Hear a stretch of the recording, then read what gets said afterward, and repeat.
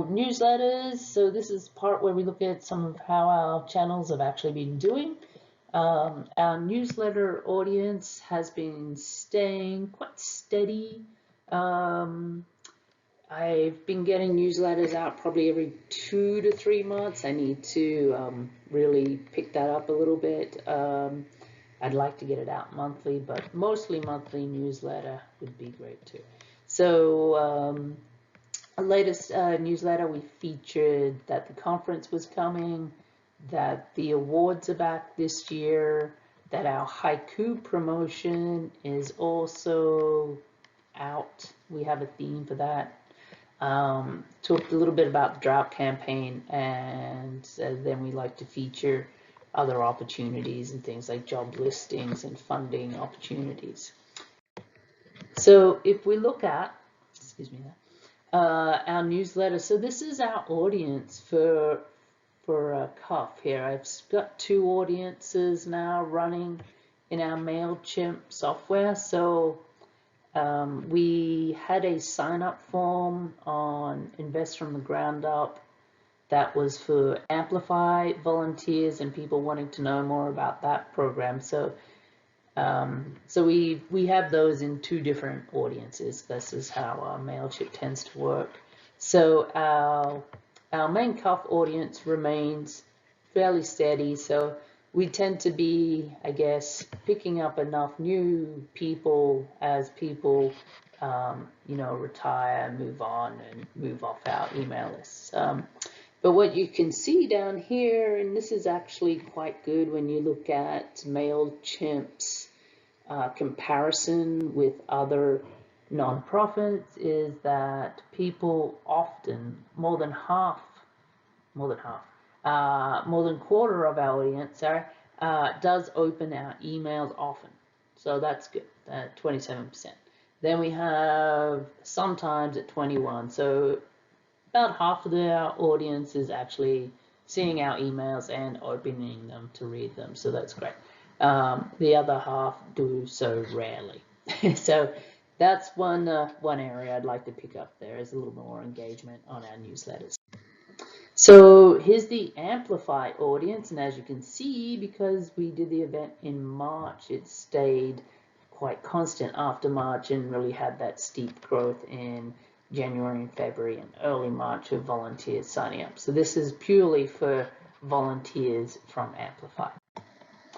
This one shows us how our newsletter is actually performing, and those little dots there are different newsletters or email blasts that we've done that go out to our audience. And that big spike, that one was for our Novato tree planting event back in 2021. So obviously we had a lot of people that were very interested in planting trees in Novato.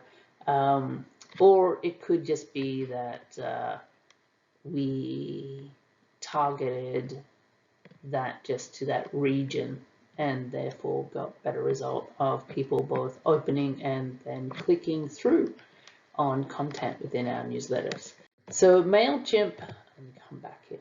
MailChimp has also added something now, so I can see where people click on content that's within our newsletters. So that's kind of nice. I need to dig into that new feature a little more. For Facebook, now that it's Meta, so we have Facebook and Instagram stats get given to us together, and they have also changed that you don't get a trending chart over time of how many likes your page has, because of what they want you to see is the performance of your page. So it'll show more things like page visits to your profile on your page, and then if you're getting how many likes you get per day. So I think we had one down there where it was 4. We tend to get 1 to 2 a day. So it kind of just chugs along slowly. It is on a slight trending up. So we're almost at 1,500 on Facebook, and we have 763 on Instagram. So those pie charts there, excuse me, show us the age and gender of people that are in our audience for Facebook and Instagram. So on Facebook, it's slightly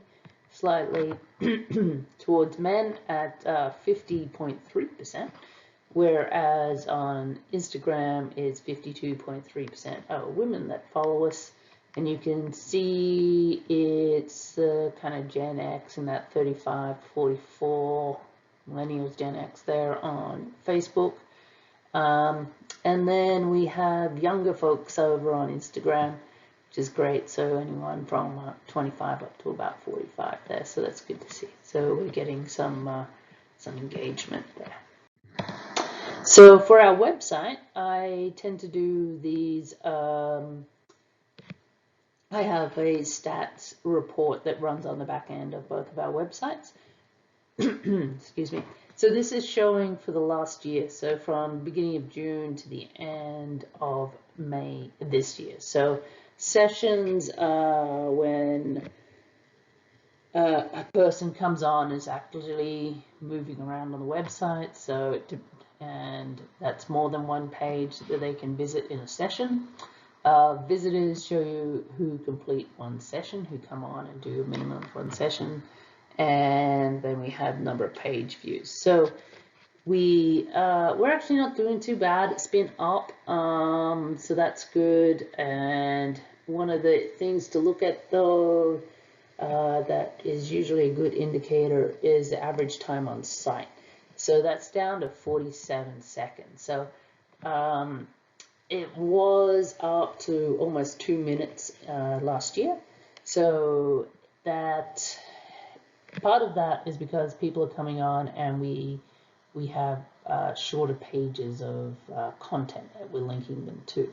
So if they come on to look at, say, Amplify grant that we've sent them there, and then they just want to find a city to register, it'll be click, click, click pretty quickly, and they'll be off to the registration site. So they might just hit 2 or 3 pages on our website and then off they go. If we have things like blog posts, then that tends to keep people there long so that they can read them. So most people are averaging 1.5 pages per session. So as I said, that's probably that they're coming on from a link that we've shared either on social media or in a newsletter and looking exactly at what they were looking for. So returning visitors is that in that pie chart there with the blue, the returning visitors are the little section in green, and new visitors in blue. I would think that our returning visitors would actually be a bit bigger than that, but I might need to dig into that more.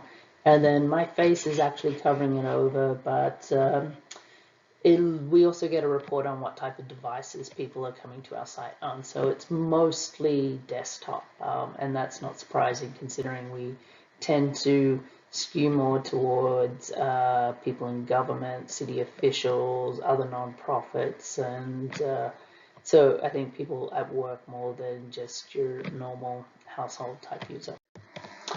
For invest from the ground up, a lot more mobile there. If you look at the bottom corner there, you can see that one a little bit better.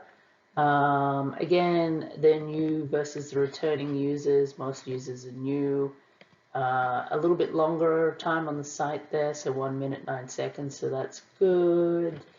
And again, like 1.5 pages per session. So that really tends to show me that people are coming on searching for something. They're coming in, they're very focused, they're probably coming in with a link from our newsletters or our social media, finding what they need and then moving on. So we can look at ways, you can look at ways to improve that, but I think at the moment it's a matter of just keeping the content going to people, and they'll come.